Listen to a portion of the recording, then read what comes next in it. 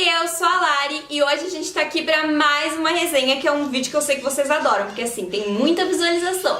Mas mesmo assim, hoje a gente tá aqui pra mais uma resenha do livro Garotas de Neve e Vidro, que sim, a Larissa finalmente leu! Da Melissa Bachardaust, que eu não sei falar o sobrenome dela, então vai a Melissa. Mas antes de começar esse vídeo, não se esquece de deixar um gostei aqui embaixo antes de sair dele, comentar aqui o que você acha desse livro, desse vídeo, etc. Se inscrever no canal, seja bem-vindo caso você seja novo por aqui. E se você quiser comprar esse livro, eu vou deixar o link da Amazon aqui embaixo, que aí comprando por ele você vai estar me ajudando e ajudando o canal e não vai pagar nada a mais por isso. Vamos então falar sobre Garotas de Neve e Vidro, um livro que eu tava com altas expectativas pra ler e que ao mesmo tempo que me surpreendeu de uma forma boa, também me decepcionou em algumas partes. E essa foi uma das raras exceções em que eu comecei gostando muito do livro e depois ele foi decaindo um pouquinho pra mim. Mas como sempre, a gente tá aqui pra falar dos pontos positivos e dos pontos negativos da leitura que a gente fez e dar uma resenha completíssima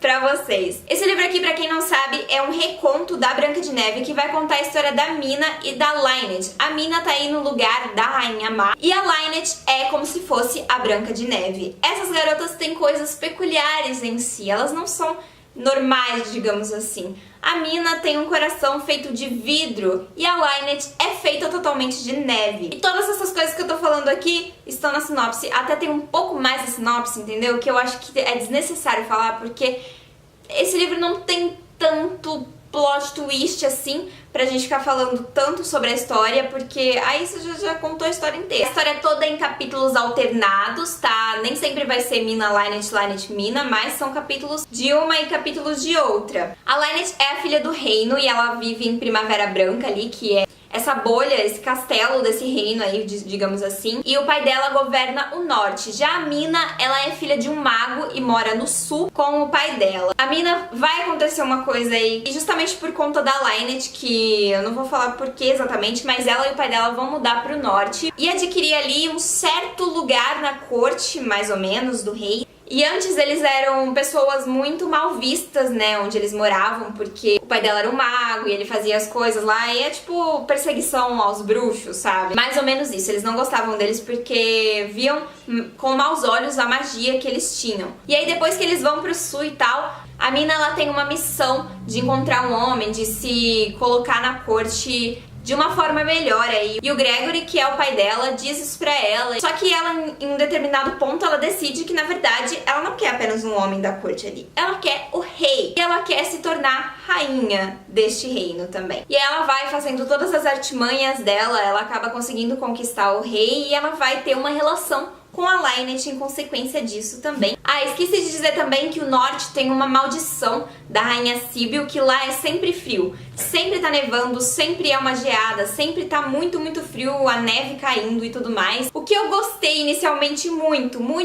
nesse livro, e o que mais me prendeu, a escrita, as personagens, a forma como ela conta essa história é maravilhosa. Eu fiquei obcecada pelo livro, eu não queria largar, eu li muito rápido até, para os meus padrões, quando eu não estou de férias. E apesar de ser aparentemente um livro grande, ele tem uma diagramação muito facinho. O que nós vemos aqui muito, que eu achei que foi um dos ramos mais importantes do livro, que levaram a história a seguir por todo o rumo que ela seguiu, é a obsessão por si só. E cada personagem com a sua própria obsessão, com a sua particular obsessão que leva esse livro a caminhar. E é tudo muito sobre os personagens. Não tem uma grandíssima história de fantasia e de reinos. Esse livro é mais interno, é mais sobre os personagens e sobre as suas características e personalidades e como eles crescem aqui, apesar de ser um livro de fantasia. Ele tem a fantasia como pano de fundo, mas os personagens como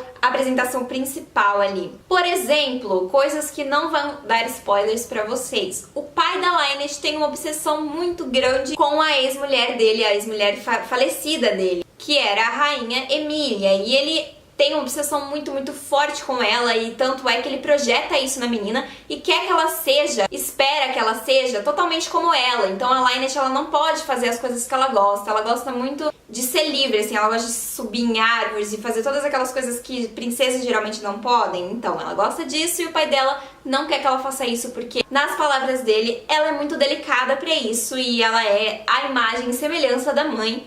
Então ela tem que ser daquele jeito e pronto. O pai da Linet não aparece tanto assim, mas essa é uma das obsessões presentes aqui no livro que fazem a Linet fazer algumas escolhas e que formam a personalidade da Linet também. Já a obsessão da Mina é com ser amada, porque ela tem um coração de vidro e o pai dela, o Gregory, sempre disse pra ela que ela não poderia amar nem ser amada por isso. Foi ele quem fez o coração dela e ele sempre diz isso pra ela. E ela, desde sempre ouvindo isso, acreditou, isso se infiltrou nela e pra ela não pode amar também. Então a gente não sabe, a gente não tem conhecimento disso até um certo ponto, a gente não sabe se ele tá falando a verdade ou não, então por isso obviamente eu não vou falar se ele tá falando a verdade ou não, mas ela tem muita essa obsessão e hipoteticamente só a beleza dela é que pode fazer ela ser amada pelos outros, então ela usa isso como uma arma pra tentar conquistar o rei, pra tentar conquistar as pessoas em volta dela, né, mesmo como rainha, porque ela sabe que de outro jeito ela não poderia ser amada. E a Linet tem muito essa obsessão com ser livre, com ser ela mesma, já que o pai dela coloca toda essa pressão em cima dela de ser quem ela não é, de ser uma outra pessoa que já tá morta. E ela quer se encontrar, ela quer ser ela mesma. E isso também é uma das características que mais move o livro. Os jogos políticos aqui são presentes, eles movem a história, eles fazem um pano de fundo bom, mas eles não são aprofundados, eles não são explicados certinhos e tudo mais, e não é um Game of Thrones da vida. Isso não é exatamente um demérito do livro, mas tá aí, tá? Pra avisar que é um livro de fantasia, muito sobre crescimento pessoal e muito também sobre as relações que acontecem aqui. A gente tem muitos elementos da Branca de Neve mesmo presentes aqui. A Linet mesmo é feita de neve, ela tem toda a fisionomia da Branca de Neve, os cabelos negros e a pele branca como a neve. A Mina, ela tem o coração de vidro, então ela tem poderes sobre o vidro. Nós temos o caçador aqui também, temos veneno e é tudo muito bem encaixado na história. Só que, como eu também disse lá no Scooby, como nem toda coisa é perfeita, é muito raro a gente achar um livro perfeito, esse daqui também não foi. E o andar da carruagem pra mim foi descendo e depois se estabilizou bastante, não desceu mais, não ficou assim, nossa.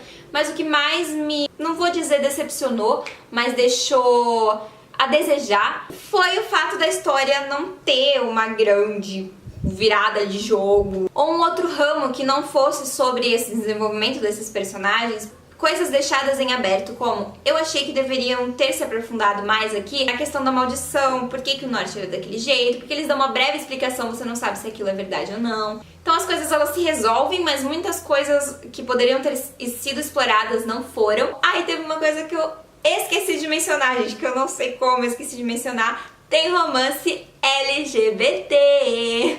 Quando em livros de fantasia foi que eu encontrei um romance LGBT entre duas meninas? Acho que assim, muito difícil, se foi 2 vezes foi muito antes disso aqui. Essa foi uma outra coisa que me incomodou também, porque o romance ele não é muito bem construído, ele só é um pouco jogado ali e assim, tem umas cenazinhas fofinhas e tudo mais, mas eu queria mais. E isso foi uma coisa que me decepcionou bastante, porque ele não é explorado muito aqui. Isso não é uma coisa que a gente vê muito em livros de fantasia, é muito raro acontecer isso. Eu sempre procuro isso, inclusive se vocês tiverem algum que tenha romance LGBT que não seja tipo foco, mas seja tratado como uma coisa natural ao longo da história, eu gostaria muito que vocês me recomendassem, tá? Principalmente se o livro for bom também. Então assim que eu percebi que tinha aquilo ali, eu falei, gente, eu não sabia, né? Falei, amei, só que aí não foi muito aprofundado, foi meio deixado de lado e é uma coisa que também deixou um pouquinho a desejar pra mim. De qualquer forma, num modo geral, eu recomendo esse livro, eu achei muito legal, eu gostei muito de ler ele, por todos os inúmeros motivos bons que eu falei antes pra vocês. Então, se você gosta desse tipo de livro, se você se interessou por ele, eu recomendo. E principalmente se você gosta de recontos de fadas, eu acho que você vai acabar gostando também. Então eu espero muito que vocês tenham gostado desse vídeo, dessa resenha. Se vocês gostaram, por favor, comentem aqui embaixo, deixem um gostei no vídeo, comprem pelo meu link da Amazon, caso vocês forem comprar. Tá aqui embaixo na descrição. Foi isso, gente. Tchau! Até o próximo